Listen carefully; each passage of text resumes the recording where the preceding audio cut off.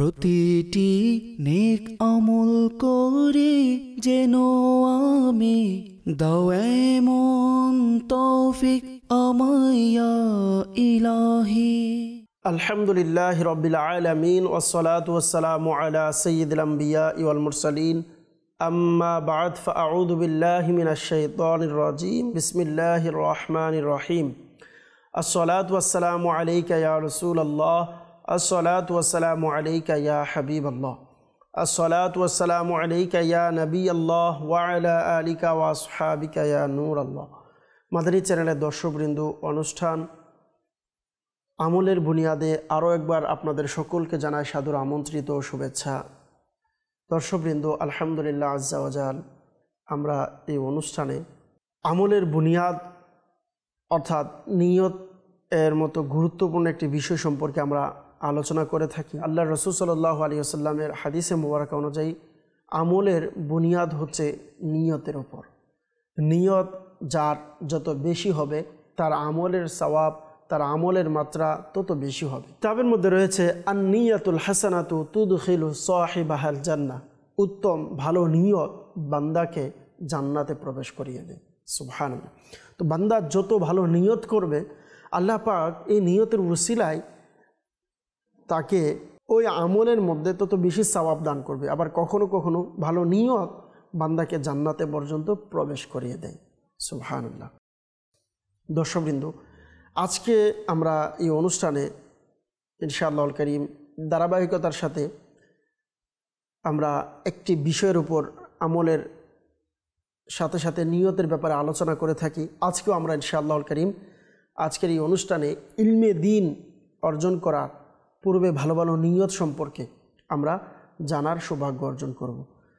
এর সাথে সাথে ইলমে দ্বীন অর্জন করার কি ফজিলত রয়েছে, এর কি উপকারিতা রয়েছে, ইনশাআল্লাহুল কারীম এই সম্পর্কে আমরা আলোচনা শ্রবণ করব। এবং সমাজের মধ্যে আজকে বর্তমানে ইলমে দ্বীন সম্পর্কে আমরা কতটুকু এর মধ্যে রয়েছি এবং এই ইলমে দ্বীন এর সাথে ভালো নিয়তের কতটুকু সম্পর্ক আছে, এই সম্পর্কে আমরা জানার চেষ্টা করব। আসুন নিজের অনুষ্ঠান আমাদের এই অনুষ্ঠানে যাওয়ার পূর্বেই একটি দুরূদ শরীফের ফজিলত আমরা শ্রবণ করি। আমাদের প্রিয় নবী রাসূল আরবী নবী করিম রউফুর রহিম সাল্লাল্লাহু তাআলা আলাইহি ওয়াসাল্লাম হাদিসে মুবারাকার মধ্যে ইরশাদ করেন, যে ব্যক্তি দিনে এবং রাতে আমার উপর মহাব্বত এবং ভালোবাসা সহকারে তিনবার দুরূদ শরীফ পাঠ করবে, তো আল্লাহ পাকের উপর এটি হক যে আল্লাহ তাআলা ওই ব্যক্তির ওই দিন এবং রাতের গুনাহ ক্ষমা করে দেবেন। সুবহানাল্লাহ। দর্শকবৃন্দ, আমরা যদি চাই আমাদের গুনাহ ক্ষমা হোক, আল্লাহ পাকের বিশেষ রহমত আমাদের উপর অবতীর্ণ হোক, তাহলে কিন্তু আমাদের অবশ্যই দুরূদ শরীফ পাঠ করা উচিত। আসুন সকলে একবার মহাব্বতে দুরূদ শরীফ পাঠ করে নিই। সল্লু আলাল হাবিব সাল্লাল্লাহু তাআলা আলা মুহাম্মদ সাল্লাল্লাহু তাআলা আলাইহি ওয়াসাল্লাম। মাদানী চ্যানেলের দর্শকবৃন্দ, ইলমে দ্বীন অর্জন করা খুবই গুরুত্বপূর্ণ একটি বিষয়। মানুষের মাঝে এক এক মর্তবার এক এক ফজিলত ওয়ালা হয়ে থাকে, এক একজনের এক এক স্ট্যাটাস থাকে। আর আল্লাহ পাকের নিকট মানুষের মধ্যে যারা স্ট্যাটাসওয়ালা আমরা বলি, যেটা আল্লাহ পাকের নিকট সম্মানিত যারা, এটা হচ্ছে মানুষের মাঝে যারা ইলমে দ্বীন যে যত বেশি অর্জন করে, ইলমে দ্বীনের কারণে আল্লাহ পাকের নিকট সে তত বেশি সম্মানিত হয়। আল্লাহ পাক রব্বুল আলামিন কোরআনুল কারীমের মধ্যে বলেছেন বিভিন্ন জায়গাতে যে ফালাউলা নাফারা মিন কুল্লি ফিরকাতিন মিনহুম তাইফাতুল লিয়াতাফাক্কাহু ফিদ্দীন ওয়া লিয়ুনযিরু কওমাহুম ইযা রাজাউ ইলাইহিম লাআল্লাহুম। অর্থাৎ আল্লাহ পাক রব্বুল আলামিন কুরআনুল কারীমের মধ্যে তার বান্দাকে ইলমে দ্বীন যেন অর্জন করে এই ব্যাপারে বিভিন্ন নির্দেশ দিয়েছেন। আমি যে আয়াতে মুবারকা তেলাওয়াত করেছি, এই আয়াতে মুবারকার মধ্যেও আল্লাহ পাক রব্বুল আলামিন আমাদেরকে শিক্ষা দিচ্ছেন যে যদিও সবাই একসাথে ইলমে দ্বীন অর্জন করবে, দ্বীনের ফিকহ জ্ঞান অর্জন করবে, এটা যদি সম্ভব নাও হয়, তবে প্রত্যেক গৃহীতকে এক একজন কেন বের হয় না, যাতে ইলমে দ্বীন শিখবে এবং এটা শিখে তার গোত্রে যাবে, গোত্রে গিয়ে তাদেরকে শিখাবে এবং মানুষদেরকে দ্বীনের পথে নিয়ে আসবে, দ্বীন শেখাবে। এই আয়াতে মোবারকা থেকে উলামায়ে কেরামগণ এটাও বলেন যে ইলমে দ্বীন শিক্ষা অর্জন করা, এর পাশাপাশি বিশেষ করে এক একটি গোত্র থেকে, এক এক এলাকা থেকে এক একজন আলেম হওয়া, এটা হচ্ছে ফরজে কিফায়া। অর্থাৎ একটি এলাকা থেকে একজন আলিম বের হওয়া হচ্ছে ফরজে কিফায়া। তাকে ইলমে দ্বীন, এমন আলিম যে দ্বীন সম্পর্কে জানে, দ্বীনি মাসাইল সম্পর্কে জানে, এমন একজন আলিম বের হতে হবে, যাতে করে অন্যান্যদেরকেও মাসালার ব্যাপারে, দ্বীনের ব্যাপারে, দ্বীনের জ্ঞান শিক্ষা দিতে পারে। এ ব্যাপারে আমরা এটাও জানি, আল্লাহ রাসূল সাল্লাল্লাহু আলাইহি ওয়াসাল্লামের হাদিসে মোবারকা রয়েছে যে প্রত্যেক মুসলমানের উপরে ইলম অর্জন করা ফরজ। উলামায়ে কেরামগণ বলেন যে যে কাজ করবে, যে যে ক্যাটাগরিতে থাকবে, ওই ক্যাটাগরি, আমি আপনি আমরা এক একজন এক এক কাজে থাকি। আপনি ব্যবসা করছেন, আপনি চাকরি করছেন, আপনি লেনদেন করছেন, যে যেই পেশাতে আছে ওই পেশার মধ্যে তাকে ফিক সম্পর্কে, মাসআলা মাসাইল সম্পর্কে জানাটা তার জন্য ফরজ, আবশ্যক। এবং যে যেই জিনিসটার মধ্যে, যেই বিষয়ের প্রতি, যেই মাসআলার সম্মুখীন হবে, অবশ্যই তাকে ওই মাসআলা সম্পর্কে জানাটা আবশ্যক। আল্লাহ পাক আমাদের সকলকে ইলমে দ্বীন অর্জন করার তৌফিক দান করুক। মনে রাখবেন, কখনো জাহিল এবং আলিম এক হতে পারে না। যদিও দুনিয়াবী দিক থেকে টাকা পয়সা ধন সম্পদ আছে, কারো কাছে ডাক্তার, ইঞ্জিনিয়ার, বড় বড় সার্টিফিকেট আছে, কিন্তু তার কাছে ইলমে দ্বীন নেই, তাহলে একজন আলিমের সাথে কখনো সে বরাবর হতে পারে না। কারণ আল্লাহ পাক রব্বুল আলামিন বলেছেন, কুল হাল ইয়াস্তাবিল্লাযীনা ইয়ালামুনা ওয়াল্লাযীনা লা ইয়ালামুন। এ হাবিব, আপনি বলুন, যারা জানে এবং যারা জানে না, তারা কি কখনো বরাবর হতে পারে? অর্থাৎ আল্লাহ পাক রব্বুল আলামিন কোরআনুল কারীমের মধ্যে বলেছেন, যারা জানে এবং যারা জানে না কখনো এক হতে পারে না। তো এই যে কোরআনুল কারীমের এই আয়াতে মোবারক, আচ্ছা, জানার দ্বারা উদ্দেশ্য কি? ইংলিশ জানার দ্বারা উদ্দেশ্য কি? ম্যাথ, অঙ্ক, বাংলা, এগুলো না। এটা হচ্ছে দুনিয়ার উন্নতির জন্য শিখতে হয় আমাদেরকে। কিন্তু ইলম দ্বারা উদ্দেশ্য হচ্ছে ইলমে দ্বীন, কুরআন এবং হাদিসের ইলম। একমাত্র কুরআন এবং হাদিসের ইলম, এটাই হচ্ছে দ্বীনের অন্তর্ভুক্ত। আর এই ইলম অর্জন করা যার যার জায়গা থেকে, যার যার স্থান থেকে প্রত্যেকের চেষ্টা করা উচিত যে আমি ইলমে দ্বীন যেন অর্জন করি। আলহামদুলিল্লাহ, ইলমে দ্বীন অর্জন করার একটি খুবই সুন্দর একটি মাধ্যম হচ্ছে দাওয়াত ইসলামী এবং বিশেষ করে মাদানী চ্যানেল। আলহামদুলিল্লাহ, যারা নিয়মিত দেখেন আপনারা, আলহামদুলিল্লাহ, যখন রজব মাস আসে, যখন রমজান আসে, তখন আলহামদুলিল্লাহ রমজান, রজব আসলে রজব, শাবান আসলে শাবান সম্পর্কে, এভাবে আলহামদুলিল্লাহ মাদানী চ্যানেল আপনাদেরকে বিভিন্ন অনুষ্ঠানের নামে, আলহামদুলিল্লাহ অনুষ্ঠানের মাধ্যমে মেসেজ পৌঁছিয়ে থাকে, কখন কোন কাজ, কোন দায়িত্ব আমাদের অর্জন করা উচিত। আর এটা শেখাচ্ছে আলহামদুলিল্লাহ দাওয়াত ইসলামী। আলহামদুলিল্লাহ, কেননা বর্তমান সময় মাদানী চ্যানেলের দর্শকবৃন্দ, এমন একটি পর্যায়ে আমরা আছি যে অবস্থাতে মানুষ ইলমে দ্বীন থেকে খুবই দূরে। মানুষ মাদ্রাসা হবে বা আলিম নামে আজকে বিভিন্ন রকমের পায়তারা মানুষের মাঝে চলছে। মানুষ কোরআন হাদিস শিখার জন্য পাঠাচ্ছে, কিন্তু নিয়ত কিন্তু অন্যদিকে চলে যাচ্ছে, অন্যদিকে ডিভাইড হয়ে যাচ্ছে আজকে। কারণ এটাও একমাত্র এই ইলম না থাকার কারণে। মানুষ তার সন্তানকে আলিম হাফিজ বানাবে নিয়ত করছে, কিন্তু আসলেই তার নিয়তটা কতটুকু শুদ্ধ? এই যে মাদ্রাসায় পড়াচ্ছে, তাকে আলিম বানাচ্ছে, তাকে হাফিজ বানাচ্ছে, এর মধ্যে মূল উদ্দেশ্য কি? এটার মধ্যে কোনো দুনিয়াবি কোনো উদ্দেশ্য আছে কিনা? আমার ছেলে অমুক কাজ করবে, আমার ছেলে বড় আলিম হয়ে এমন কাজ করবে, এমন জায়গাতে যাবে, তার জন্য এত কিছু হবে, এত কিছুর ব্যবস্থা হবে, গাড়ি হবে, বাড়ি হবে। যদি এমন নিয়ত থাকে, মনে রাখবেন এই ইলমে দ্বীন আমার আপনার নাজাতের মাধ্যম হতে পারে না। অর্থাৎ নাজাতের মাধ্যম হতে পারে না, উদ্দেশ্য হচ্ছে এই ইলমে দ্বীন আমাকে আপনাকে নাজাতের পথ দেখাবে না, কারণ আমার আপনার নিয়ত সহি নেই। আল্লাহ পাক আমাদের সকলকে সঠিক ইলম এবং সঠিক নিয়ত আমাদের সকলকে নসিব করুক, আমিন। দর্শকবৃন্দ, আসুন আমরা প্রথমেই জেনে নিই নিয়ত কি করা চাই ইলমে দিন শিখার পূর্বে। তো ইলমে দিন হাসিল করার পূর্বে মা বাবা যারা আছেন আপনাদেরকেও বলবো, আপনি আপনার সন্তানকে এটা শিখাবেন। ইলমে দিন হাসিলের পূর্বে এই নিয়ত করুন যে আমি ইলমে দিন হাসিল করব এই জন্য যে ইলমে দিনের যে ফজিলত রয়েছে এই ফজিলত আমি অর্জন করব। কেননা মনে রাখবেন, ইলমে দিন অর্জন করা এটা অনেক বড় একটি ইবাদত, অনেক বড় ফজিলত।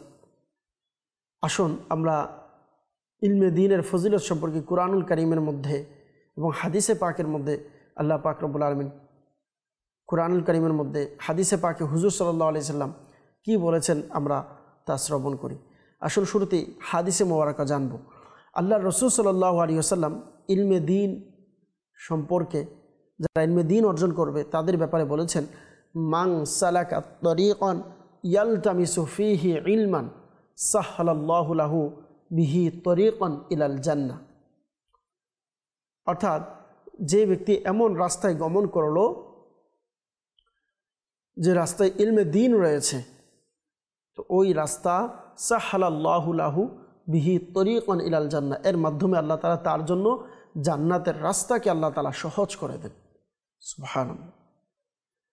এবং অপর জায়গাতে আল্লাহ রাসূল সাল্লাল্লাহু আলাইহি ওয়াসাল্লাম ইরশাদ করেন, যে ব্যক্তি ইলম অর্জনের জন্য, ইলম তলবের জন্য ঘর থেকে বের হলো, যতক্ষণ পর্যন্ত সে ঘরে ফিরে আসবে না ততক্ষণ পর্যন্ত সে আল্লাহর রাস্তায় রয়েছে।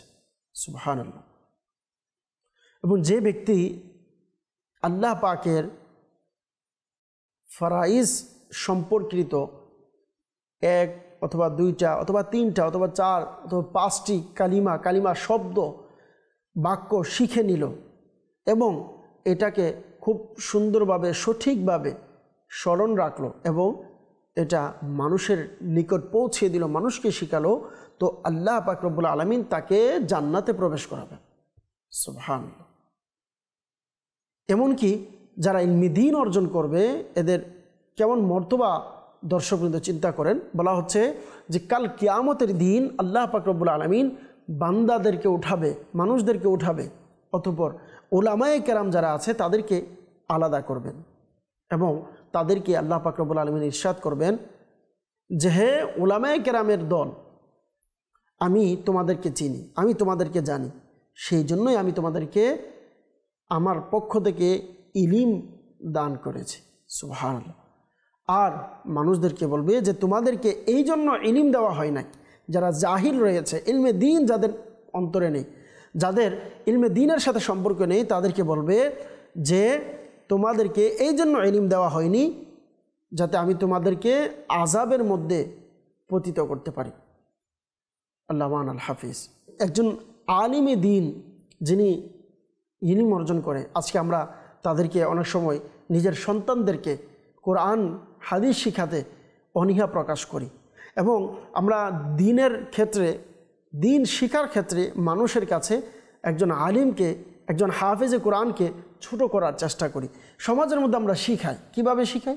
আপনি যদি চিন্তা করেন, আপনি আপনার সন্তানকে কোরআন শিখাচ্ছেন, আপনি একজন আলিমের মাধ্যমে, হাফেজের মাধ্যমে, আপনি তাকে টাকা দেওয়ার সময় চিন্তা করছেন 500 টাকা আপনি আপনার সন্তানের সামনেই তাকে দিচ্ছেন, কিন্তু সেম আপনার এই সন্তানকে আপনি ইংলিশ শেখাচ্ছেন, অন্যান্য দুনিয়াবি বিষয়গুলো পড়াচ্ছেন, 1 ঘন্টা পড়াবে, এও সপ্তাহে 4 দিন, মাসে 20 দিন, মাসে 12 দিন, এর মধ্যে তাকে অডাল টাকা দিচ্ছেন টিচারকে। আর একজন হুজুর, আপনার সন্তানকে আপনি নিজে শেখাচ্ছেন যে হুজুর হলে, হাফিজ হলে, আলিম হলে এর দুনিয়াবি ক্ষেত্রে তার দাম কতটুকু হতে পারে। তো এই মেন্টালিটি যদি আমাদের মাঝে থাকে তাহলে আস্তে আস্তে আস্তে মানুষের মাঝে ইলমে দ্বীন শিখা, কোরআন শিখবে, হাদিস শিখবে, এই জিনিসটা মানুষের মাঝে থাকবে না। আলহামদুলিল্লাহ, যারা এরপরেও বর্তমান সময়ের এই পরিস্থিতির মধ্যেও আপনি আপনার সন্তানকে হাফেজ বানাচ্ছেন, আলেম বানাচ্ছেন, আপনাকে মোবারকবাদ।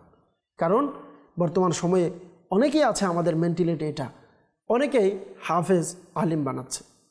আবার অনেকে আছে আমরা যারা ইংলিশ বলতে পারি, বাংলা বলতে পারি, তাদেরকে সমাজের মধ্যে অনেক বড় শিক্ষিত মনে করি। আবার যারা কোরআন হাদিস শিখেছেন, অনেক সময় ওনারা মনকে ছোট করে যে আমরা ইংলিশ, অঙ্ক বা এরকম পারছি না। তো আমি প্রশ্ন করব এই সমস্ত সমাজের ব্যক্তিদেরকে, যে ব্যক্তি ইংলিশ পড়ছে, যে দুনিয়াবি শিক্ষিত, সে কোরআন কতটুকু শুদ্ধ পড়তে পারে? পারবে না। কোরআন কতটুকু শুদ্ধ করতে পারে? আপনি হাজারের মধ্যে আপনি যখন দেখবেন, যোগ করবেন, পারবে না। নামাজ সহিশুদ্ধ করে পড়তে পারবে না। অথচ এটা জিনিসটা শেখাটা আবশ্যক। সে আজকে দুনিয়াবি সমস্ত ডিগ্রি অর্জন করেছে, সূরা ফাতিহা সঠিকভাবে পড়তে পারছে না। নিজের বাবার জানাজা নিজে পড়াতে পারছে না।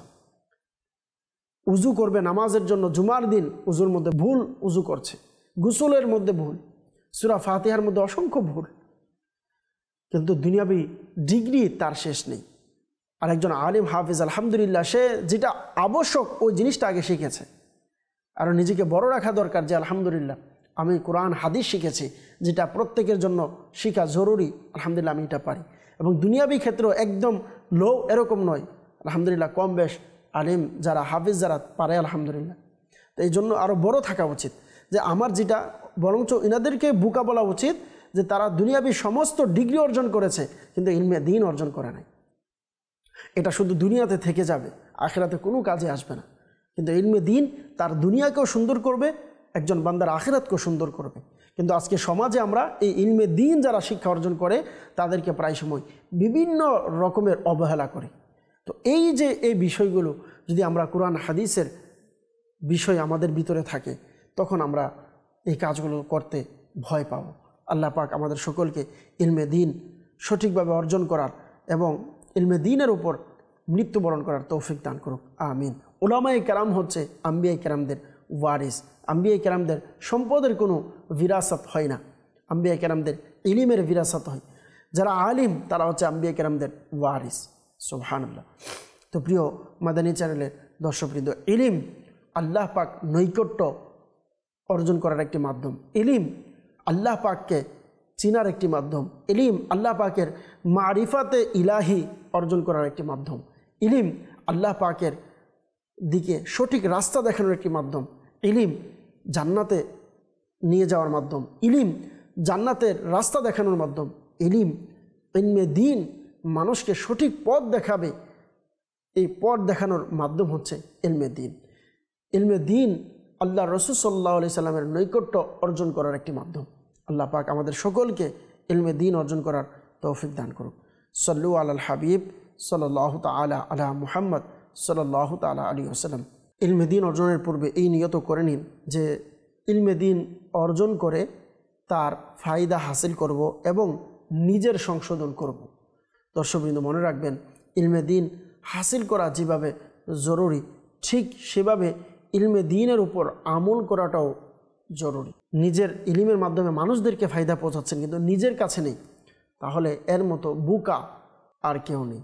আল্লাহ পাক আমাদের সকলকে সঠিক বুঝ দান করুক। মনে রাখবেন, আল্লাহ রাসূল সাল্লাল্লাহু তাআলা আলাইহি সাল্লামও হাদিসে মুবারকের মধ্যে অসংখ্য জায়গাতে রয়েছে ইলমে নাফির জন্য আল্লাহর কাছে দোয়া করতেন। যেমন হাদিসে পাকের মধ্যে রয়েছে আল্লাহ রাসূল সাল্লাল্লাহু আলাইহি সাল্লাম এই দোয়া করতেন। কি দোয়া করতেন? আল্লাহুম্মা ইন্নী আউযু বিকা মিন ইলমিন লা ইয়ানফাউ। যে হে আল্লাহ, আমি তোমার থেকে আশ্রয় প্রার্থনা করি ওই ইলিম থেকে যে ইলিমের মধ্যে কোনো ফায়দা নেই। ওমিন কলবিন লা ইয়াখশাউ, এমন কলব, এমন অন্তর থেকে যে অন্তরে তোমার খুশু হুজু, তোমার ভয় যে অন্তরে নেই। ওমিন দুআইন লা ইউসমাউ, এবং ওই দোয়া থেকে যেটা কবুল করা হয় না। আল্লাহ রাসূল সাল্লাল্লাহু আলাইহি সাল্লাম এভাবে আল্লাহ পাকের নিকট দোয়া করতেন। তো আমাদেরও উচিত এভাবে আল্লাহ পাকের নিকট দোয়া করতে হবে, আল্লাহ পাকের নিকট চাইতে হবে ইলমে নাফি। আল্লাহুম্মা ইলমান নাফিয়া, আল্লাহ তুমি আমাকে ইলমে নাফি দান করো। আল্লাহুম্মা রযুকনা ইলমান নাফিয়া, আল্লাহ তুমি আমাকে ইলমে নাফি দান করো। এইভাবে আল্লাহ পাকের নিকট দোয়া করতে হবে। ইলমে দ্বীন অর্জনের পূর্বে এই নিয়ত করে নিন যে ইলিম হাসিল করব, অর্জন করব, এটা অন্যের কাছে, অন্যের নিকট পৌঁছানোর চেষ্টা করব।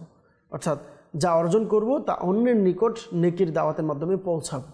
মনে রাখবেন, যেভাবে ইলমে দ্বীন হাসিল করার বরকত রয়েছে, ঠিক সেভাবে ইলমে দ্বীন অন্যের কাছে পৌঁছানো, অন্যকে দাওয়াত দেওয়া, ইলমে দ্বীন শেখানোর এটারও ফজিলত রয়েছে। বলা হয়ে থাকে ইদা মাতাল ইনসানু ইনকাতা আমালুহু, মানুষ যখন মারা যায় তখন তার আমলের দরজা বন্ধ হয়ে যায়। ইল্লা মিন সালাসিন, 3টি আমল ব্যতীত। নাম্বার 1 মিন সাদাকাতিন জারিয়া, প্রথমত হচ্ছে সদকায়ে জারিয়া তার জারি থাকে। নাম্বার 2 ওয়া মিন ইলমিন ইউনতাফাউ বিহি, এমন ইলম যার মাধ্যমে ফায়দা অর্জন করা যায়। ইলমে নাফি যেটাকে বলা হয়, আপনি যদি কাউকে শিখান, এটা একজন শিক্ষক, ইলমে দ্বীনের শিক্ষক, ইলমে দ্বীনের উস্তাদ, সে যখন শিখিয়ে দুনিয়া থেকে চলে যায়, তার সন্তানেরা, তার ছাত্ররা এটা শিখে তার জন্য দোয়া করে, এটা এবং এটার নেকির দোয়া, নেকির সওয়াব তার কবরে পৌঁছতে থাকে। নাম্বার 3 হচ্ছে নেককার সন্তান, যে নেক আমল করে তার জন্য দোয়া করবে, অমুক নেক সন্তান তার জন্য ফায়দামন্দ। তো মনে রাখবেন, এটার থেকে বোঝা গেল যে ইলমে দ্বীনও কত গুরুত্বপূর্ণ একটি বিষয়। এইভাবে এই নিয়ত করুন যে উলামায়ে কেরামের সহবতে বসব এবং উলামায়ে কেরামদের ইলমে দ্বীন থেকে, তাদের ইলম থেকে আমিও বরকত হাসিল করব। সেই তো দিয়েছেন কোন আলিমান, যদি সম্ভব হয় আলিম হোক, আও মুতাআল্লিমান, যদি আলিম হতে না পারো তাহলে আলিমের ছাত্র হোক, তাও যদি সম্ভব না হয় তাহলে আল্লাহ রাসূল সাল্লাল্লাহু আলাইহি ওয়াসাল্লাম হাদিসে পাকের মধ্যে বলেছেন যে তোমরা তাহলে তাদের মজলিস ইখতিয়ার করো, অর্থাৎ তাদের বৈঠকে তোমরা তাদের বরকত অর্জন করো। আও মুহিব্বান, অথবা তাও না পারলে আলিম যারা রয়েছে তাদেরকে মহাব্বত করো। তো আমাদেরকে উচিত আলিম যারা রয়েছে, ইলমে দ্বীনের আলিম যারা আছে, তাদের থেকে ইলমে দ্বীনের বরকত অর্জন করা এবং তাদের সম্মান করা, তাদের ইজ্জত করা। আল্লাহ পাক আমাদের সকলকে এর উপর আমল করার তৌফিক দান করুক। মনে রাখবেন, আপনি যদি চান আপনার ছেলে আলিম হোক, হাফিজ হোক, দ্বীনের আলিম হোক, তাহলে আপনি অন্য আলিমকে সম্মান করেন, ইনশাআল্লাহুল কারীম আল্লাহ পাক এর বরকতে আপনার সন্তানকে বা আমল আলিম বানাবে, বড় আলিম বানাবে, যে দুনিয়ার এবং আখিরাতের জন্য কল্যাণকর হবে। নিয়ত করবেন যখনই সম্ভব হয় ইলমে দ্বীনের মজলিসে বসলে ইলমে দ্বীনের মজলিসের আদবকে রক্ষা করব, এভাবে নিয়ত রাখতে পারেন। কেননা আল্লাহ পাক রব্বুল আলামিন এ ব্যাপারে কুরআনুল কারীমের মধ্যে বলেছেন, ইয়া আইয়ুহাল্লাযীনা আমানু ইযা ক্বিলা লাকুম তাফাসসাহু ফিল মাজালিসি ফাফসাহু ইয়াফসাহিল্লাহু লাকুম ওয়া ইযা ক্বিলা ইনশুযু ফানশুযু ইয়ারফা'ইল্লাহুল্লাযীনা আমানু মিনকুম ওয়াল্লাযীনা উতুল ইলমা দারাজাত ওয়াল্লাহু বিমা তা'মালুনা খবীর। আল্লাহ পাক রব্বুল আলামিন কুরআনুল কারীমের মধ্যে ইলমে দ্বীন এর মজলিসের গুরুত্ব এবং ইলমে দ্বীনের মজলিসের আদব সম্পর্কে আদব শিখিয়েছেন এই আয়াতে মুবারকায়। এবং আল্লাহ তাআলা এটাও বলেছেন, ইয়ারফা'ইল্লাহুল্লাযীনা আমানু মিনকুম, তোমাদের মধ্য থেকে যাকে আল্লাহ তাআলা ইলম দান করেছেন, ওয়াল্লাযীনা উতুল ইলমা দারাজাত, যাদেরকে ইলম আল্লাহ তাআলা দান করেছেন তাদের দরজাকে আল্লাহ তাআলা বুলন্দ করেন। সুবহানাল্লাহ। এই জন্য আমাদের উচিত যে যতটুকু সম্ভব উলামায়ে কেরামদেরকে যেভাবে সম্মান করব, ইলমে দ্বীনের মজলিসে বসলেও আমরা অবশ্যই ইলমে দ্বীনের মজলিসের সম্মান করার চেষ্টা করব। আলহামদুলিল্লাহ আজ্জা ওয়াজাল, আজকের এই অনুষ্ঠানের পর্বে আমরা ইলমে দ্বীনের বরকত সম্পর্কে, উলামায়ে মাশায়েখে কেরামের দরবারে দব সম্পর্কে, হাজিরি সম্পর্কে অর্জন করার ইলম সম্পর্কে, নিয়ত সম্পর্কে জানার চেষ্টা করেছি। আল্লাহ পাক রব্বুল আলামিন আমাদের সকলকে ইলমে দ্বীন শিখে আলিম যারা রয়েছে, ইলমে দ্বীনের শিক্ষার্থী যারা রয়েছে, ইলমে দ্বীনের সাথে সংশ্লিষ্ট প্রত্যেককে আদব করার, মহাব্বত করার, ভালোবাসার, সম্মান করার তৌফিক দান করুক। আমিন বিজাহিন নবিয়্যিল আমিন সাল্লাল্লাহু তাআলা আলাইহি ওয়াসাল্লাম। দর্শকবৃন্দ, আগামী পর্বে ইনশাআল্লাহ আবারও দেখা হবে। ততক্ষণ সকলেই ভালো থাকুন, সুস্থ থাকুন, মাদানী চ্যানেল দেখতে থাকুন। সাল্লু আলাল হাবিব সাল্লাল্লাহু তাআলা আলা মুহাম্মদ সাল্লাল্লাহু তাআলা আলাইহি ওয়াসাল্লাম। প্রতিটি নেক আমল করে যেন আমি দাও এমন তৌফিক আমায় ইয়া ইলাহি।